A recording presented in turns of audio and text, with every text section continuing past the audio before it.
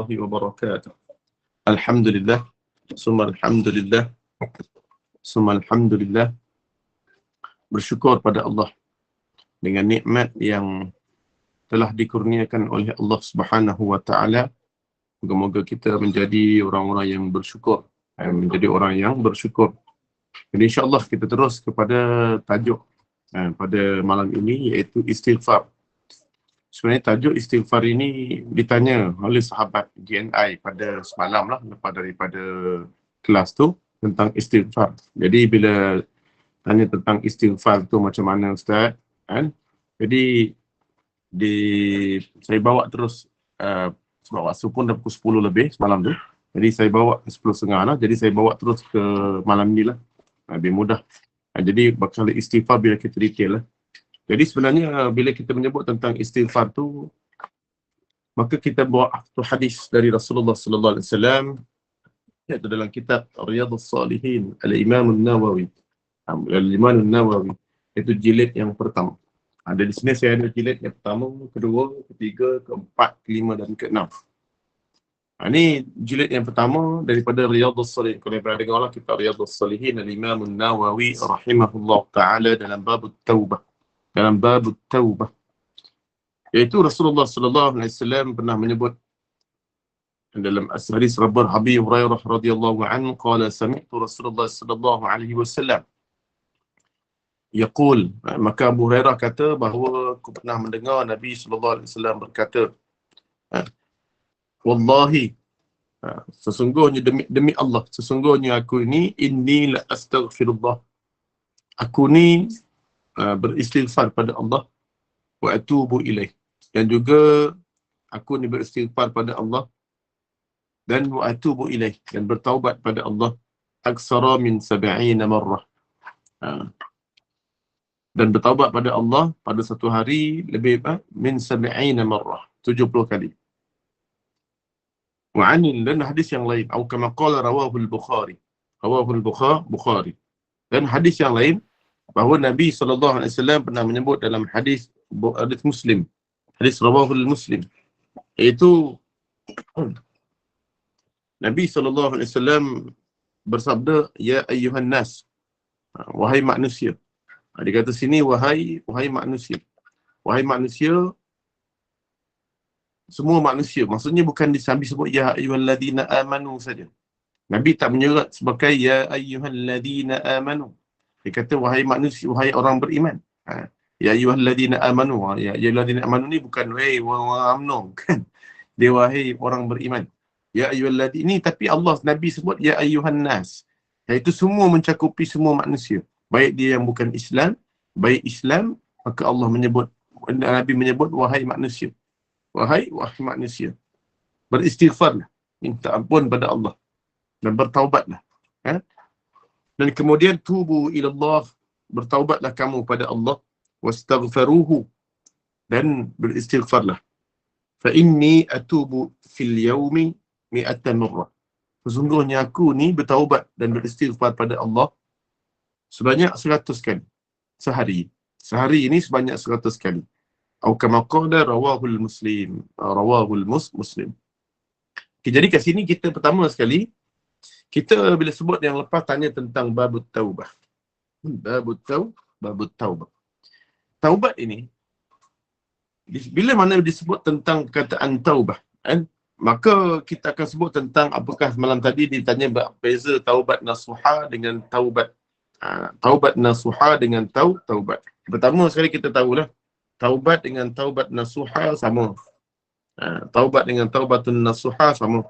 Cuma taubat ini dia diterima oleh Allah, taubatnya sebelum lagi nyawanya sampai dalam disebut dalam Al-Quran, falaula idza balagatil hulqum.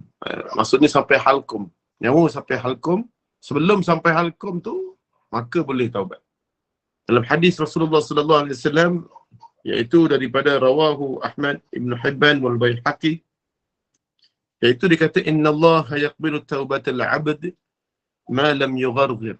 Maka sesungguhnya Allah menerima taubat hamba dia apa yang sebelum berada di lam yugharghir, sebelum berada di kerongkong dia. Dalam Quran sebut tentang disebut halqum. Dalam hadis sebut yugharghir, iaitu kerongkong ataupun tenggorok. Tenggorok. Kadang-kadang ulama menceritakan tentang iaitu apabila telah diperlihatkan limu'anayatu limu'ayanatu lan malakul maut, bila mana dia terlihat malaikatul maut, bila mana dia terlihat malaikatul maut, walladhi nafsi biyadihi limu'ayanatu malakil maut asyaddu min alfi darbatin bis-sayf. Sesungguhnya pandangan malaikatul maut itu lebih mengerikan daripada 1000 libasan pedang.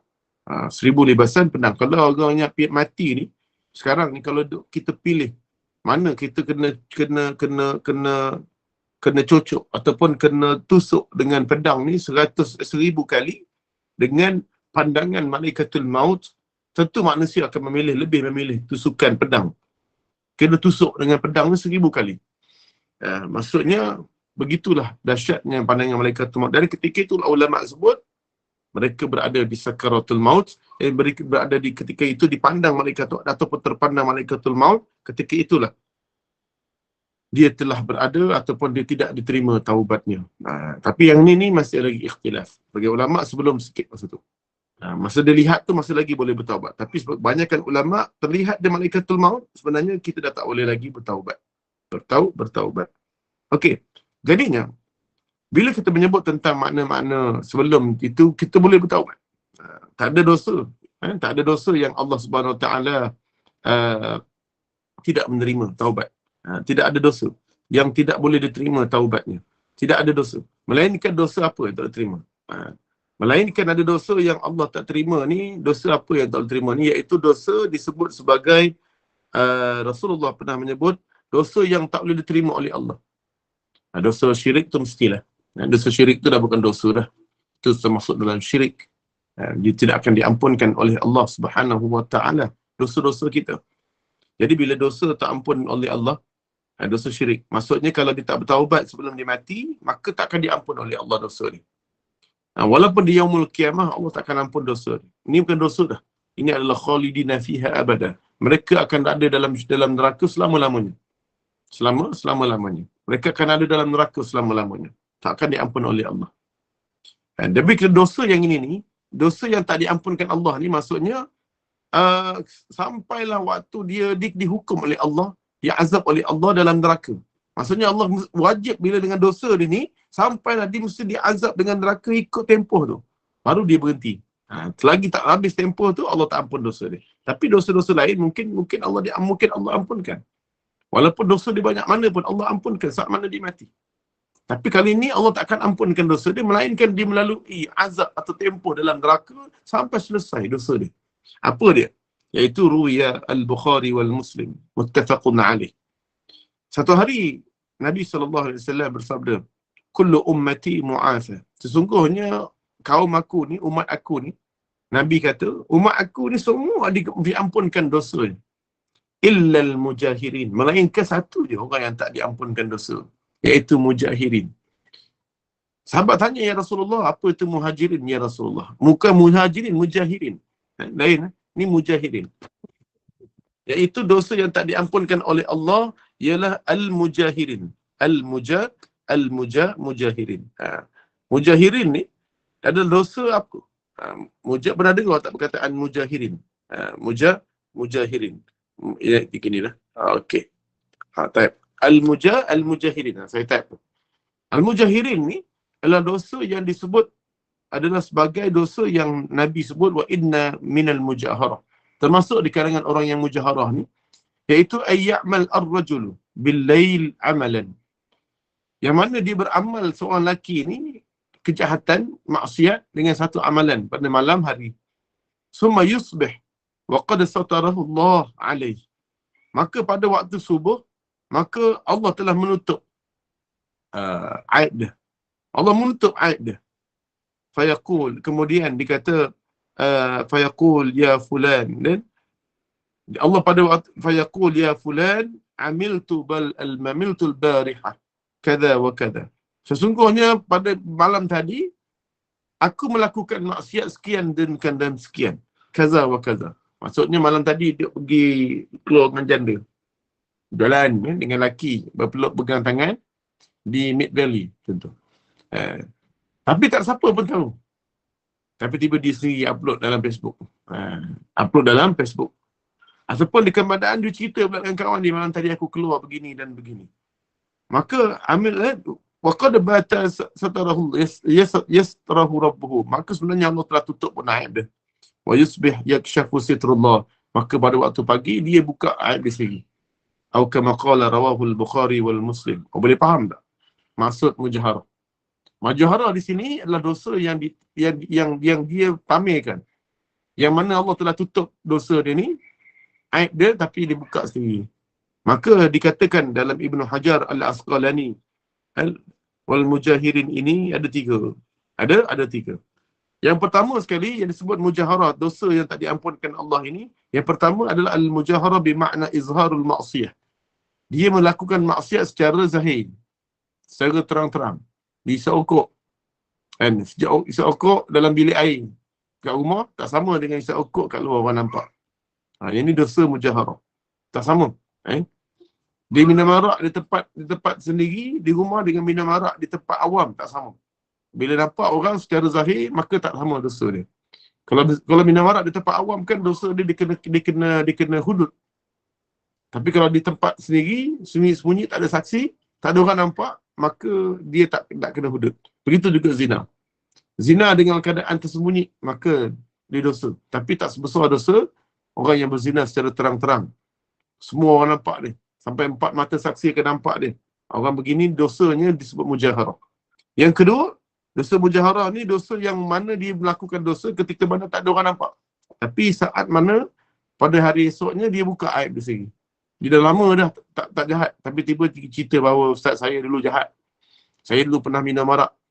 Saya dulu di sekian cerita dekat dalam jemaah, saya dulu pernah berzina. Saya dulu pernah begini. Dulu saya ni gay boy. Saya ni lesbian. Padahal tak ada siapa yang tahu. Kan? Kecuali dia beritahu pada orang-orang yang tertentu untuk dia bertaubat pada Allah. Itu lain. Tapi kalau dia buka sendiri aib dia, tak ada sifat malu pada diri dia, maka ni mujaharah. Mujaharah. Termasuk mujaharah. Yang ketiga, dosa mujaharah ni yang paling kita ngeri. Apa dia? Yang tak diampunkan dosa ni, iaitu dia satu sahabat, satu orang ni dia tutup aib dia. Dosa dia melakukan maksiat. Contohnya dia minum arak dulu waktu muda. Tiba-tiba ada orang yang buka aib dia, berkatakan bahawa si fulan itu melakukan maksiat. Dulu waktu muda aku kenal dia. Dulu dia jahat. Dulu dia ni pengisap dadah. Dulu dia ni begini. Dulu dia ni, orangnya dulu ni. Dia bocor rahsia orang tu. Ataupun macam contohnya, seorang tu dia bercumbu dekat dalam hutan. Kita ni tampak dia dalam hutan tu, lari kat dia sembunyi dalam hutan, berdua bercumbu, bercium, kita ambil video. Lalu sebar.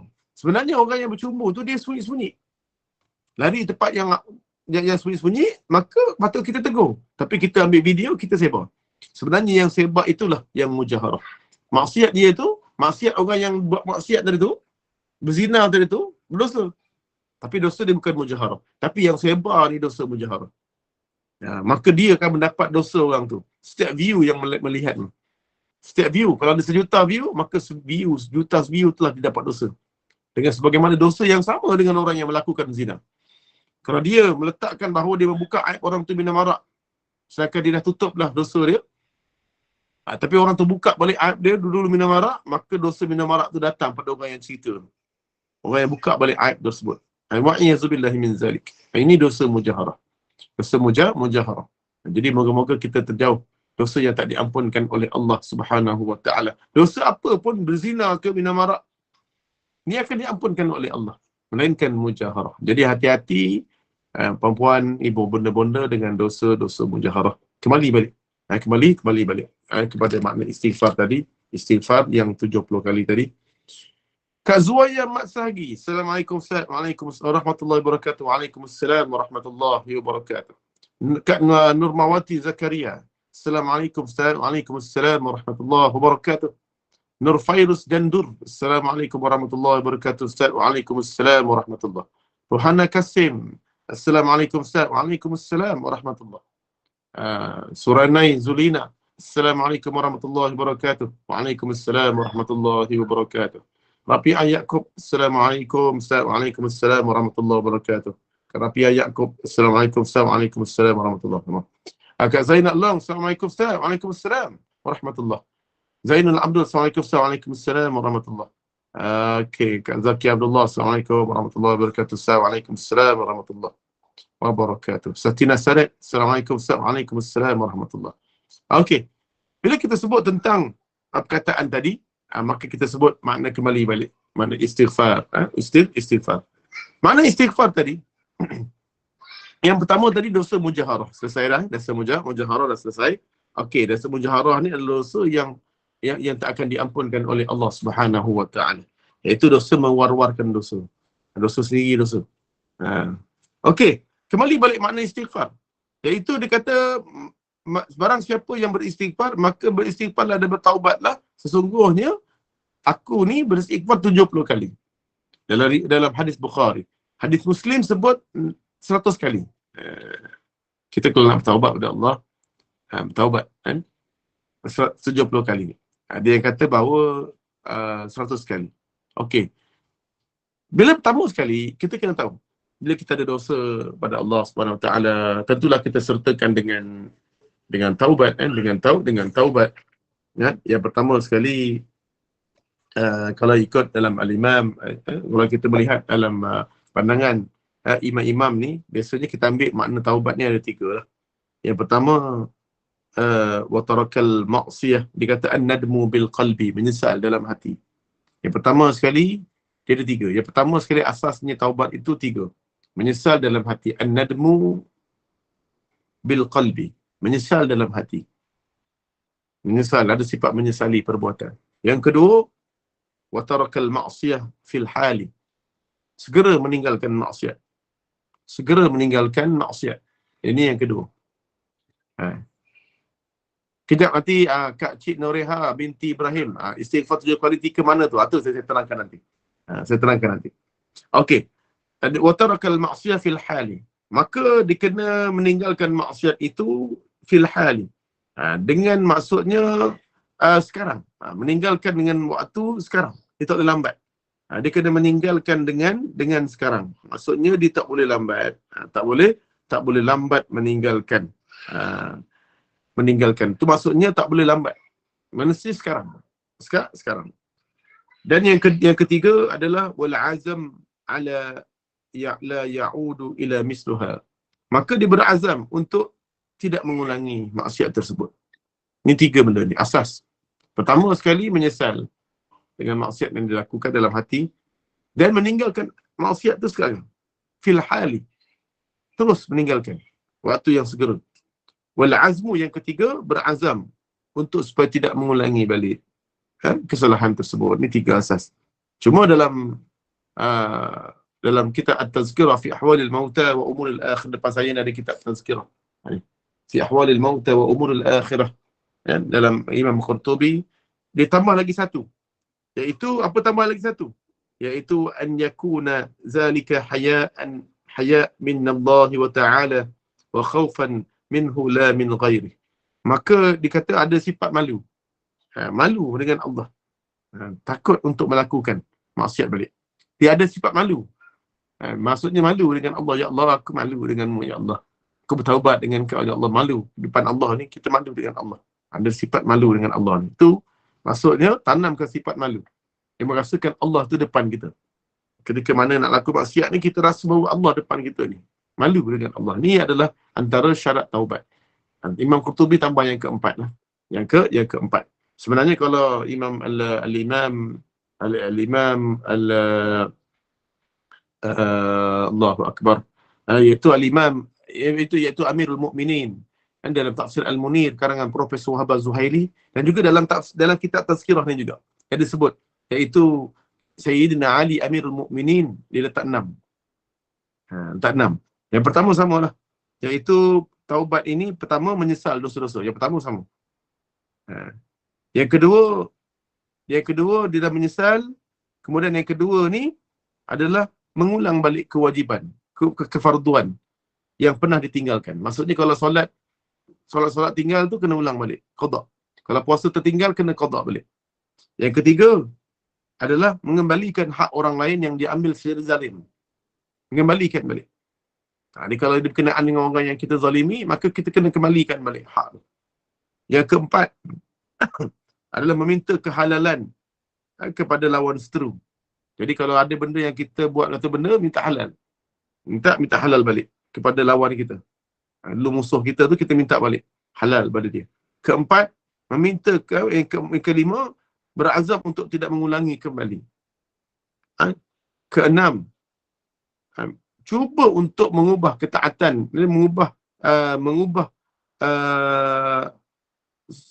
ketaatan yang mana sebelum ni kita biasa dalam keadaan berusaha untuk melakukan ketaatan yang sebelum ni seolah-olah macam kita sebelum ni selalu melakukan kemaksiatan. Jadi kita kena ubah dari segi kawan kita, pengampilan kita, ubah tempat kita, mungkin situasi kita apalah itu tak apa, ini saya Alif ni sebutlah. Yang kita sebut tahu yang pertama kita kena menyesal. Yang kedua kena cepat. Segera meninggalkan maksiat dengan segera. Yang ketiga mesti tidak berazam untuk tidak mengulangi. Bila kita meletakkan segera tadi tu, beza dia. Segera dia beza dia, maksudnya ada beza dalam Al-Quran dia sebut tentang ayat Al-Quran, iaitu dalam surah Ali Imran. Surah Ali Imran ayat 133, iaitu wasari'u ila maghfirah min rabbikum wa jannatin arduha as-samawati wal ard u'iddat lil muttaqin. Maka bersegeralah kamu bertaubat dan meminta ampun kepada Allah, dan kamu akan diberikan syurga, dan kamu dibentangkan syurga, dan u'iddat lil muttaqin, bagi orang beriman. Wasari'u, Allah sebut sari'u, masa cepat, segera. Okey, dekat sini Allah sebut segera. Tapi nanti ada lagi Allah sebut segera. Contohnya dalam ketika mana menunaikan solat. Ketika dalam menunaikan solat, Allah suruh kita fas'au ila zikrillah. Maka bersegeralah untuk solat. Beza dia apa? Fas'au ila zikrillah. Maka bila mana diseru azan Allahu Akbar, Allahu Akbar, maka dia berseru azan, ada azan dalam surah Al-Jumu'ah, maka bersegeralah untuk solat. Bersegeralah untuk solat. Kalau ni lagi ni khususnya sembahyang Jumaat, walaupun sebagai ulama kata bukan Jumaat saja, sembahyang Zuhur, Asar, Maghrib juga begitu. Bila azannya segera solat. Sunat juga orang perempuan ni untuk mandi sunat Jumaat, walaupun dia di rumah, para ulama kata. Okey, jadinya apa beza segera? Kalau kita maknakan dua-dua segera. Wasari'u ila maghfirah. Bersegeralah kamu bertaubat kepada Allah. Dan yang tadi solat, apabila azan datang, maka bersegeralah untuk solat. Bersegera juga, tapi beza dia tadi sari'u, yang kedua, yang pertama tadi adalah fas'au ila. Dalam kalimah bahasa Arab, fas'au ini adalah dia bersegera dengan keadaan dia bersegera dalam keadaan buat persediaan. Bersegera dalam persediaan. Maksudnya bersegera dalam keadaan bersegera yang setelah melakukan persediaan. Itu fas'au. Dia telah melakukan persediaan. Bersegera dengan keadaan kita melakukan persediaan.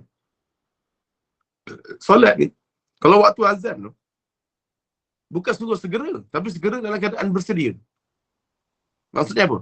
Persediaan. Maksudnya kalau Jumaat ni, dia dah mandi, waktu dah azan tu, bukan waktu tu baru kita nak bersegera, bukan. Maksudnya, bersedia dalam keadaan telah melakukan persediaan. Maksudnya, waktu azan tu kita dah dekat masjid dah. Kita dah dekat masjid. Kalau tidak pun dah mandi. Macam contohnya azan pukul 1. Pukul 1. Zuhur pukul apa? Zuhur sekarang ni pukul berapa? Kita tengok Zuhur sekarang ni, kalau dia Zuhur 1.16. Jadi pukul 1 tu dah mula mandi sunat. Mandi dah kalau mandi sunat.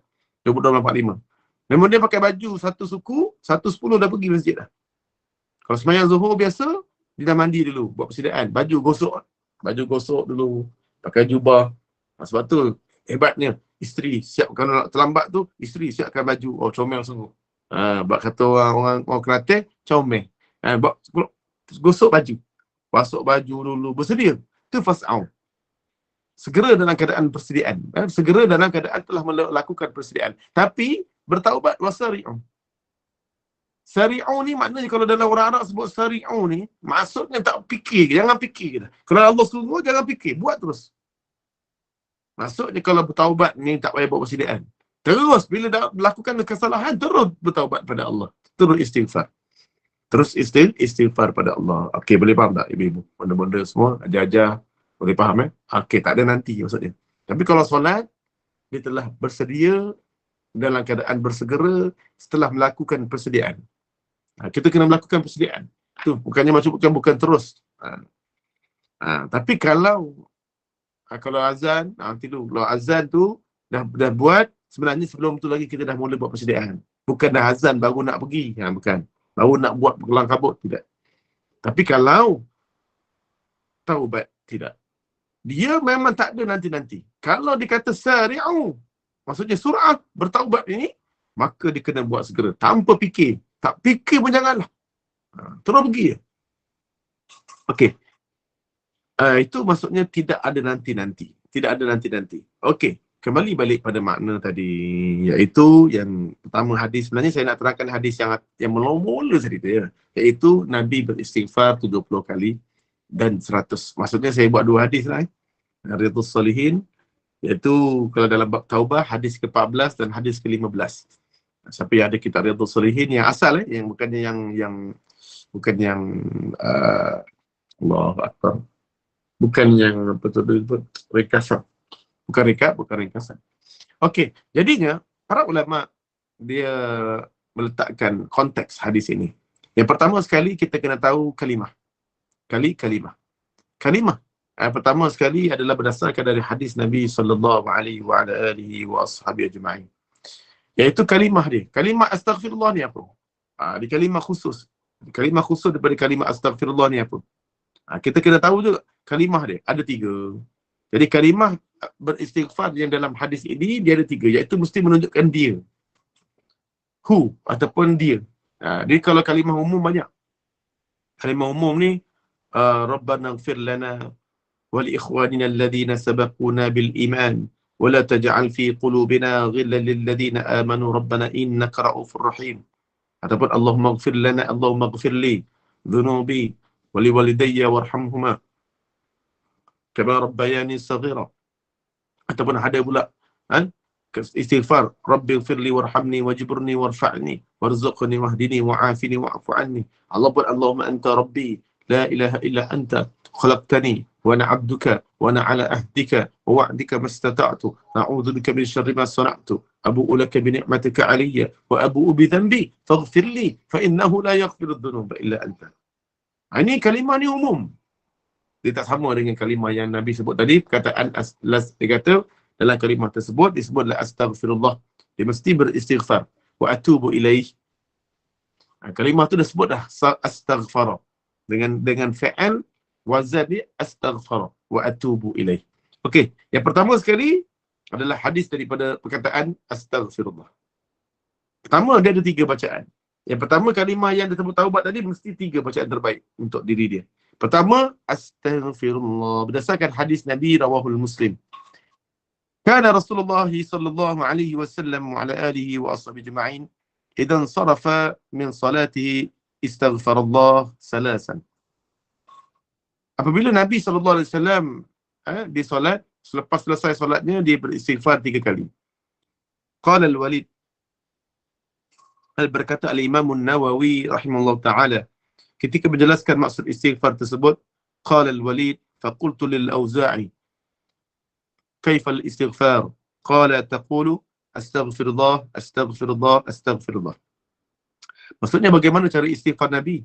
Maka al-Auza'i menjawab, dia kata al-Walid berkata kepada Auza'i, maka dia berkata qala astaghfirullah astaghfirullah astaghfirullah.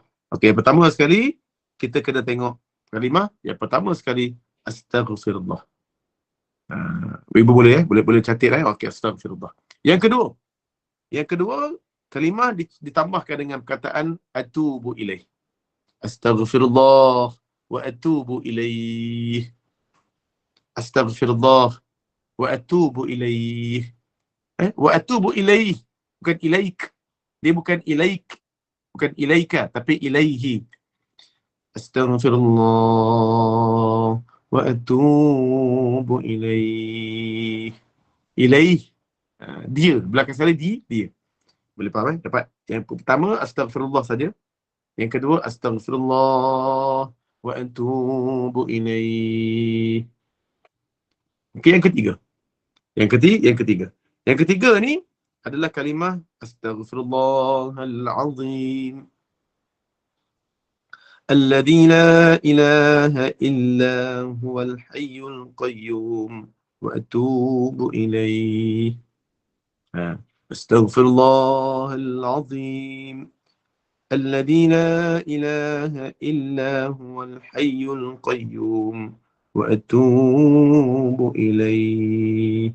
Ini ada satu hadis Rasulullah sallallahu alaihi wasallam bersabda, dia kata barang siapa barang siapa yang dia beristighfar pada Allah dalam keadaan, hadis ni hasan. Hadis ni hadis hasan. Man qala hina ya'wi ila firashihi. Barang siapa yang dia ni membaca zikir ini ketika mana dia berada ketika mana di atas katil nak tidur, maka dia kata astaghfirullah ataupun astaghfirullahal azim. Alladzi la ilaha illa huwal hayyul qayyum wa atubu ilaih. Salasa marat, tiga kali. Tiga kali. Apa dia dapat? Ghufirat lahu dhunubuhu, maka diampunkan dosanya. Wa in kanat misla zabadil bahri, walaupun sebanyak buih di lautan. Wa in kanat adada ramlun alijin, maka walaupun sebanyak pasir yang bertimbun-timbun. Wa in kanat adada ayyamid dunya, walaupun dosa dia sebanyak hari-hari di dunia. Ini hadisun hasan. Kalau tengok hadis yang sahih, barang siapa yang dia ni berdosa pada Allah, dengan dosanya lari perang. Dosa dia ni lari daripada perang. Main-main. Bukan dosa main-main. Tapi dia bertaubat kepada Allah dengan perkataan astaghfirullahal azim.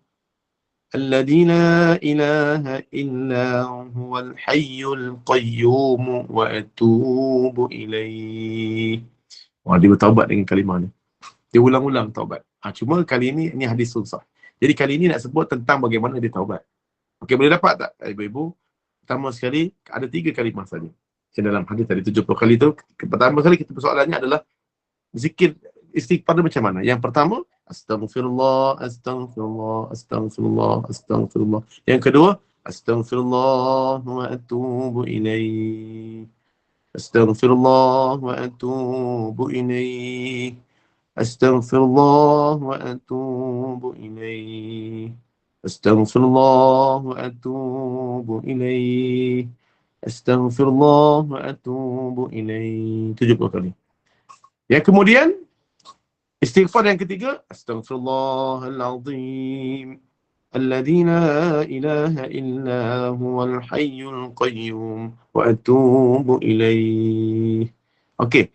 Kalimah istighfar itu yang ketiga tadi, al-ilaih itu, kalau buka dalam Tuhfatul Ahwazi ketika mensyarahkan hadis ini, satu kalau baca hadis-hadis ni, dia kena ada dia punya syarah.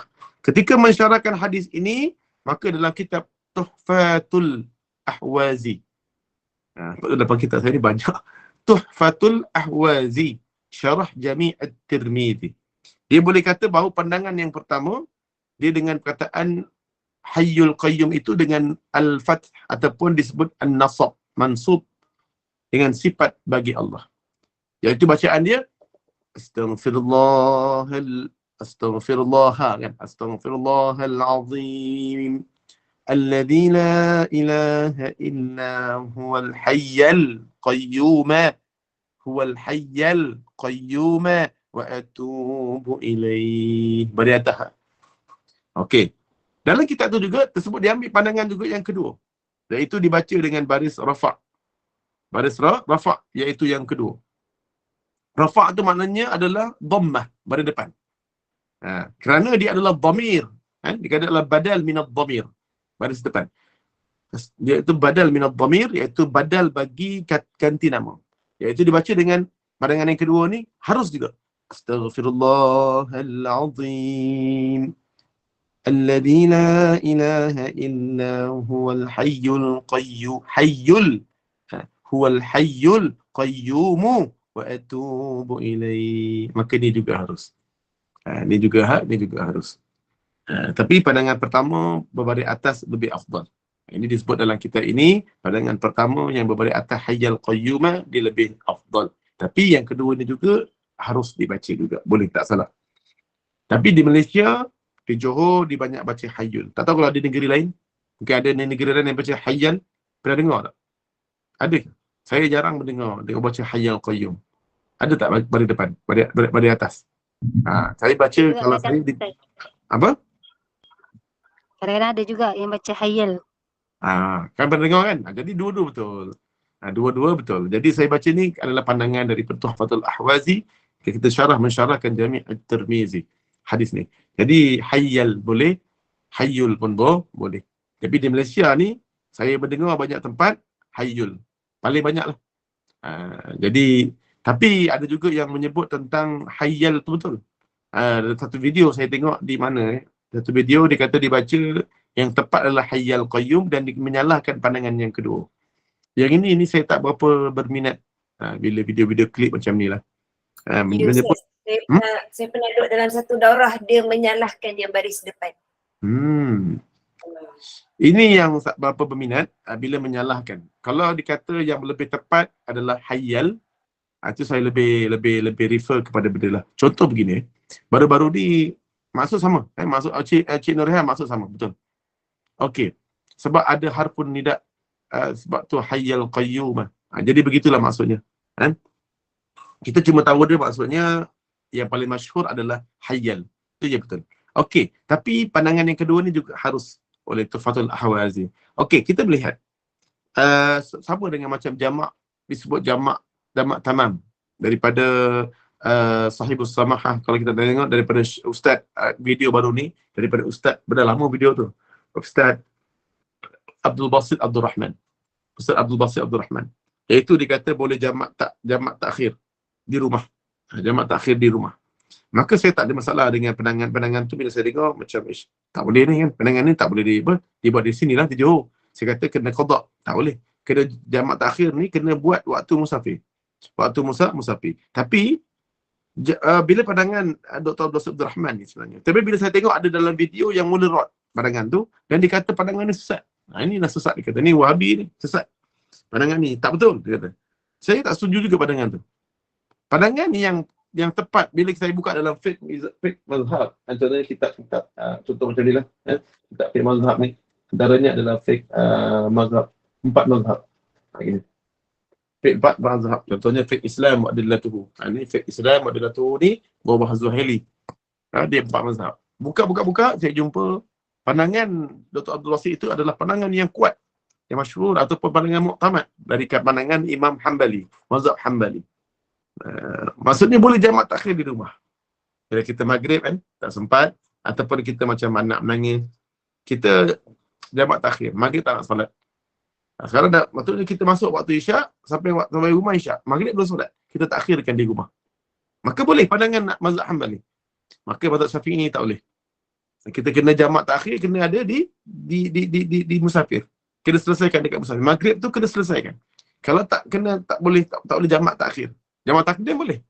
Jamak takhir. Jadi pandangan itu, bila menjawab pandangan ini, saya cuma lebih suka bahawa kata, yang pandangan Dr. Abdul Basit ini adalah pandangan dari mazhab Hanbali. Betul. Kan? Tapi pandangan mazhab Syafi'i kita adalah tidak dibenarkan. Jadi kita adalah di Malaysia ini telah digazetkan sebagai, di Johor digazetkan sebagai berpahaman dengan pahaman Syafi'i, maka tidak sesuai menggunakan pandangan Hanbali. Kita ambil pandangan mazhab Syafi'i, lebih murni. Tapi kalau kita sebut salah pandangan yang pertama tadi, pandangan Dr. Abdul Basit, kita dah menyalahkan. Sedangkan benda tu betul. Pandangan tu bukan salah, tak salah. Jadi saya cuba kita ni menjadi menghormati pandangan orang. Bukan kata suruh guna, tak. Pandangan ni betul, cuma pandangan ni bukan mazhab kita. Sebab di Malaysia kita menggunakan Syafi'i, maka lebih murni mengatakan bahawa sesuai gunakan mazhab Syafi'i, iaitu tidak boleh takhir. Tidak boleh ditakhirkan. Jadi qada. Jadi qada kalau kita takhirkan dalam mazhab Syafi'i. Okey, kembali balik. Sebab tu jangan kita silapkan. Sebab tapi di Malaysia, tetapi pandangan yang pertama hayyul qayyum tu lebih tepat. Cuma kalau di Malaysia, di Johor, dia lebih hayyul qayyum. Dan saya kalau di masjid di mana-mana saya lebih suka baca hayyul. Sebab orang tua banyak yang hayyul qayyum. Hayyul qayyum. Jadi saya kalau munajat nanti kita Tanah merah ni pun sini hayyul qayyum lah kau juga. Jadi bila saya nanti ada hari apa kita buat ni untuk nama saya hari Ahad. Kalau munajat hari Ahad kan. Setiap hari Ahad kan. Saya ada zikir munajat dengan Germa Nur Iman.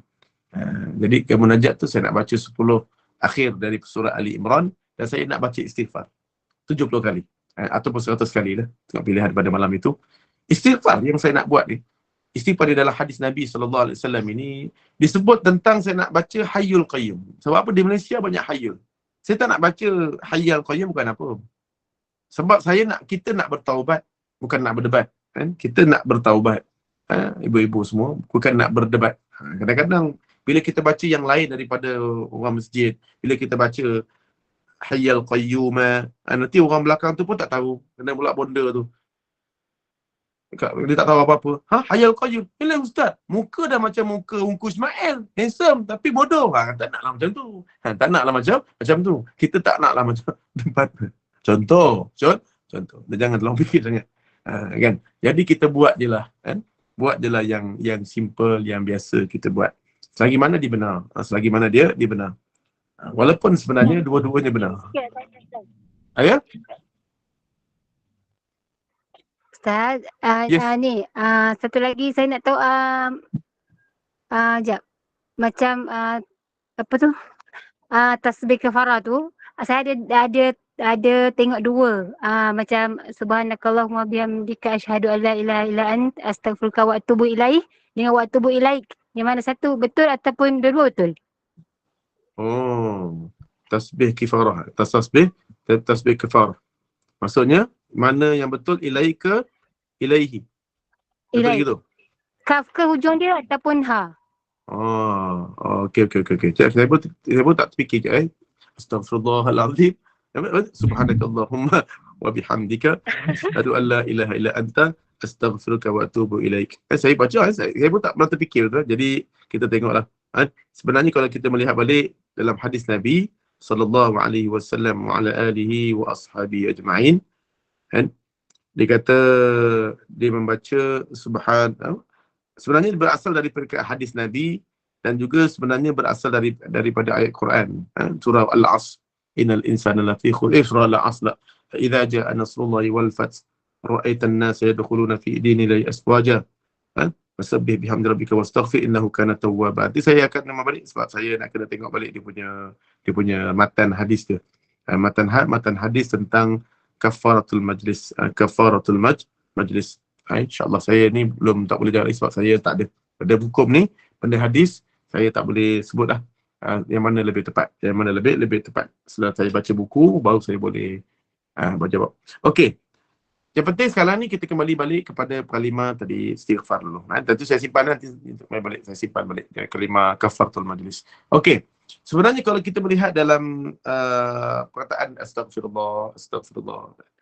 Jadinya kita nak bertaubat 70, kita boleh pilih 70 kali. Boleh pilih 70 kali dan kita boleh pilih juga 100 kali. 100 kali. Okey. Kalau bila melihat dalam kisah ini, maka kita akan tengok. Kita akan tengok dalam Tuhfatul Ahwazi lagi sama. Tuhfatul Ahwazi juga dia zikir ni, yang pertama dia ada dua pandangan. Dia boleh 70, macam mana nak baca ustaz? 70 kali tu macam mana nak baca dalam sehari kan? Jadi ulama ada dua pandangan lagi. Ada dua pandangan. Pandangan yang pertama ni banyaknya dikritik oleh ulama. Dia tidak masyhur. Kerana pandangan yang pertama ni dikata boleh baca sikit-sikit. 10 kali, 20 kali, 15 kali. Sampailah cukup sampai petang, dia baca lepas subuh tu dia bacalah 5 kali. Lepas subuh nanti, lepas pukul 8, 9, masuk lagi dibaca lagi 5 kali. Boleh faham tak? Tak dibaca sekaligus. Betul. Sampailah nanti waktu lepas asar, sebelum maghrib dibaca selesai. Satu hari, maksudnya satu hari tu dapat 70. Maka pandangan ini ditolak. Bukan ditolak lah. Banyak dikritik oleh ulama. Maksudnya dia tidaklah jumhur. Dia tidaklah diterima banyak ulama. Tidak afdal. Tidak afdal. Kerana zikir ni, dia mesti ada jumlah. Rasulullah SAW dia kalau zikir ada jumlah. Dia ada jumlah. Dia akan kira dengan jarinya. Abu Hurairah dia akan kira dengan batu. Dengan batu. Jadi, bila kita melihat dengan jari ada, dengan batu ada, dengan batu ada. Jadi kalimah ini, maka para ulama menegah bacaan begini. Dia ni sebenarnya, bacaan begini ni mungkin dia memikir bahawa macam surah Al-Kahfi. Surah Al-Kahfi. Surah Al-Kahfi tak sama. Syekh Al-Munawi mengatakan bahawa 110 ayat tu yang dapat adha'a minan nur, diberikan kepadanya cahaya itu, bainal Jum'atain, di antara dua Jumaat. Jumaat ni dan Jumaat depan ada cahaya pada dia. Kalau dia baca 110 ayat pada hari Jumaat, maka dia boleh baca separuh ataupun dia boleh baca 20 ayat pada waktu malam. Kan? Lepas maghrib dia baca 20 ayat. Lepas isyak dia baca lagi 20 ayat. Nanti lepas subuh besok dia baca lagi 10 ke 20 ayat lagi ke. Nanti lepas Jumaat baca sikit lagi. Lepas asar habis. Yang ni tak ada masalah. Al-Syekh Munawi boleh baca begitu. Maka dapat 110 ayat. Sebab Al-Quran, Al-Kahfi, dia tak terikat dengan zikir tadi. Berapa jumlah tersebut. Tak ada. Dia tak terikat dengan jumlah tersebut. Jadi boleh baca tak? Boleh. Tak ada masalah. Tapi ini zikir. Dia tak sama. Zikir ni, dia tak sama. Zikir tak sama. Jadinya, kita melihat dalam ayat ini, maka dikatakan pandangan yang kedua adalah lebih kuat. Iaitu, membaca Al-Kahfi, baca Astaghfirullah tadi 70 kali dalam satu majlis. Ataupun sekaligus. Sekaligus. Maksudnya kena baca dalam keadaan sekali shoot. Satu majlis. Maksudnya tak boleh berbeza-beza. Berbeza-beza. Maksudnya kena baca dalam keadaan 70 kali itu dalam satu majlis. Lepas subuh, dalam sehari tu, mesti ada sekali baca 70 kali. Sekali baca 70 kali. Contoh lepas subuh tadi dah baca 70 kali dah. Selesai lah. Tapi kalau kita nak baca lagi lepas duha, boleh 70 kali lagi. 70 kali lagi.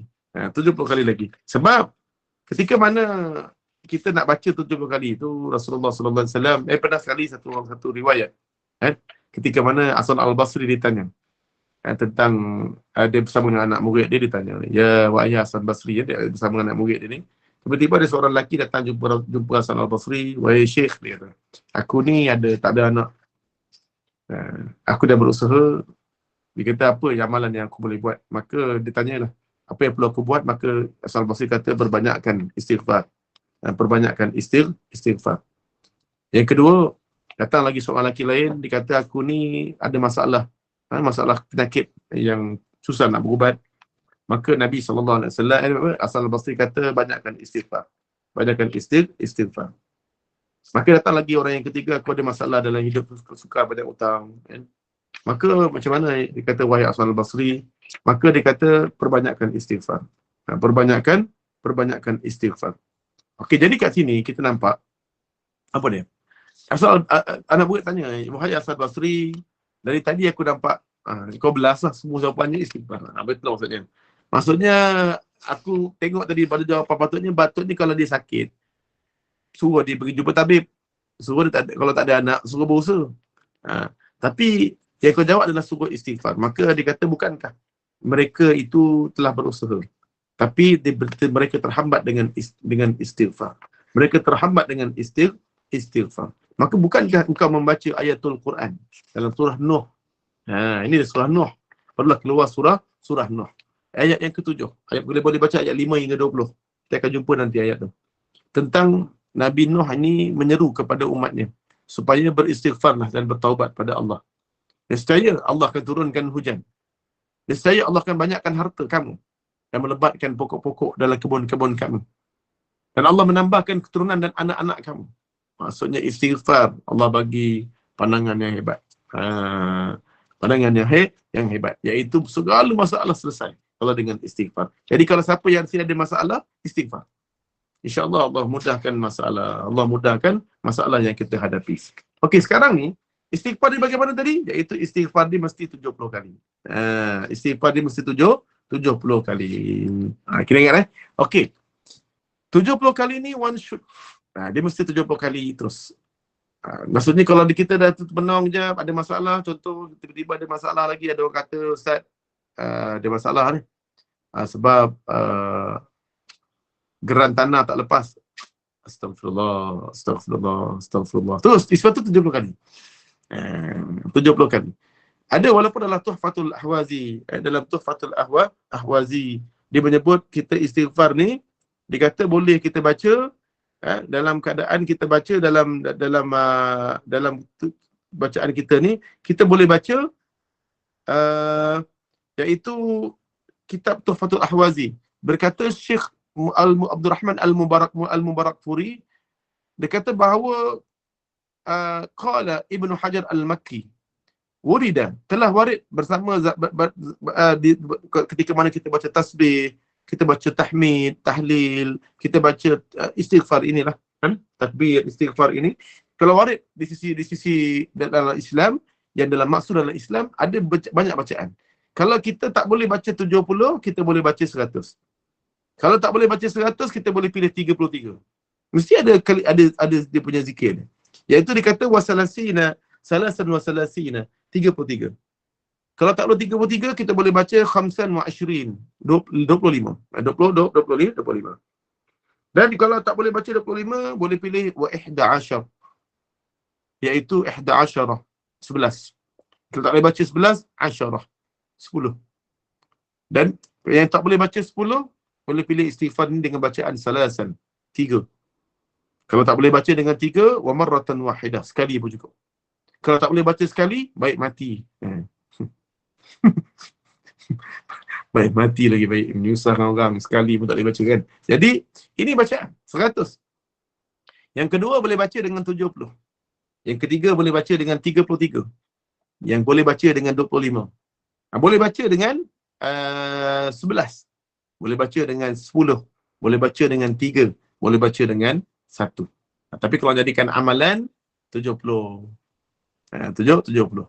Itu Betul. amalan terbaik. Ya betul. Kalau sambil drive kan, dia sini yang saya faham lah, bila ada fadilat menyatakan jumlah tu, maknanya baik kita beramal mengikut jumlah yang disarankan.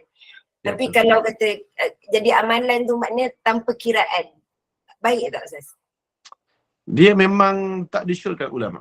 Tak disyorkan ulama baca dalam keadaan tidak ada apa panggil tadi, membaca zikir ni. Dia kata dia tidak menilai sebab Rasulullah sallallahu alaihi wasallam pernah bersabda, kalau buka dalam riwayat dalam Tuhfatul Ahwazi menyebut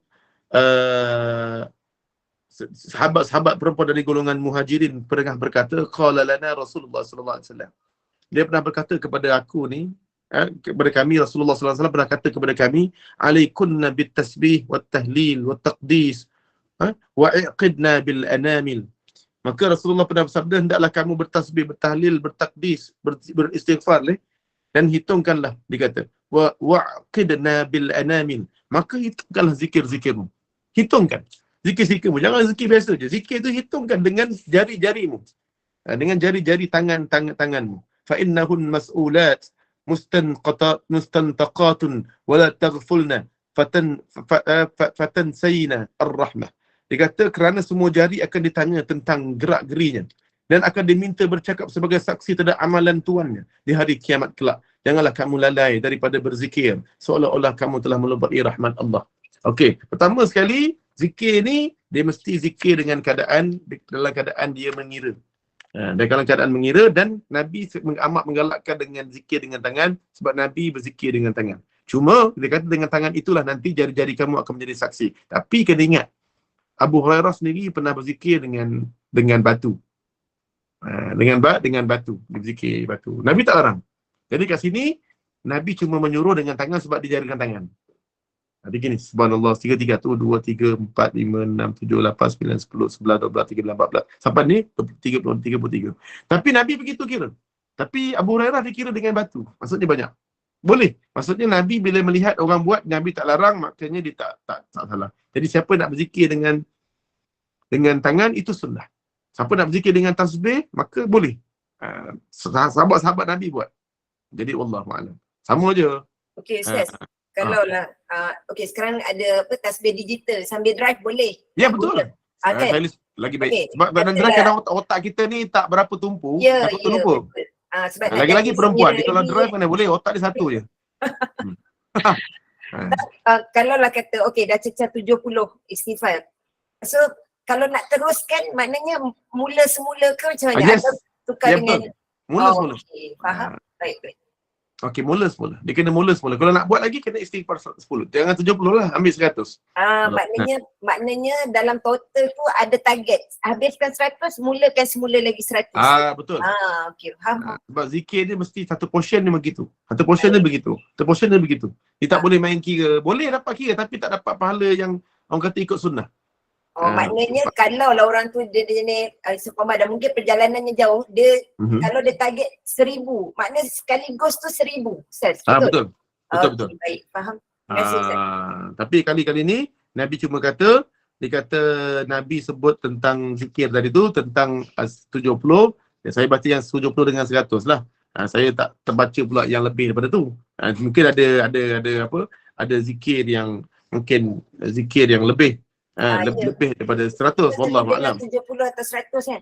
Kalau selawat Ustaz kan, dia ada 300, 1000 betul. Tapi tak tahu, itu saya selawat saya belum tengok lagi. Okey. Jadi insya-Allah. Betul. Minta maaf. Maksud Ustaz sekarang ni sebab saya selalu buat untuk 1000 istighfar, tapi saya buat subuh 200, zuhur 200 macam tu Ustaz. Tak boleh. Naik 1000 terus. Jadi kalau puan nak buat 1000 tu, jadi kalau puan kena buat 100 atau pasal gitulah. Kalau nak 1000 dia kena 1000 one shot. Itu okey. Macam juga subhanallah kan, 3 kali kita baca 10 dulu. Nanti 10 lagi. Tak boleh lah kan. Kita kena baca 3 terus. Baru jadi. Yang 30 macam contoh 33 tu Ustaz, macam kita tertinggal subuh kita boleh campur kan Ustaz? Ke tak boleh gak? Kau ada maksudnya? saya. Boleh, tak ada masalah. Zikir lepas solat tapi jangan terlampau lama. Sebab kalau mazhab Hanafi, dia baca zikir subhanallah 3 ni lepas solat sunat. Lepas solat sunat. Sebab tu tengok orang Bangladesh, mazhab Hanafi, lepas mayang je dia bangun solat sunat. Lepas tu nanti baru lepas solat sunat dia panjang. Baru dia zikir. Itu pandangan dia. Tapi mazhab Syafi'i sejurus lepas solat fardu terus berzikir lepas solat. Jadi maksudnya Ustaz, bila tertinggal yang subuh yang 33 tu, jadi saya ganti untuk zuhur Ustaz. Jadi zuhur tu saya buat 66. Tak pernah jumpa lagi. Sorry Ustaz. Yang tak pernah jumpa lagi tu. Saya tak tahu, wallahualam. Sebab tu patutnya terus dia baca. Ini jarang jumpa ni. Kalau gantilah Ustaz. Kalau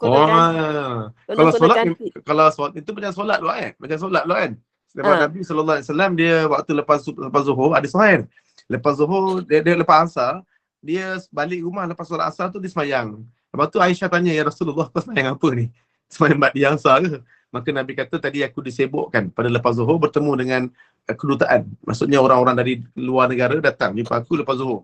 Aku disibukkan. Sehingga aku terlupa untuk terlalai ataupun terlupa untuk terlambat ataupun bukan terlupa lah, maksudnya terlambat. Tak boleh buat. Tersibuk dengan benda ni sampai aku tak solat ba'di azhar, ba'da zuhur.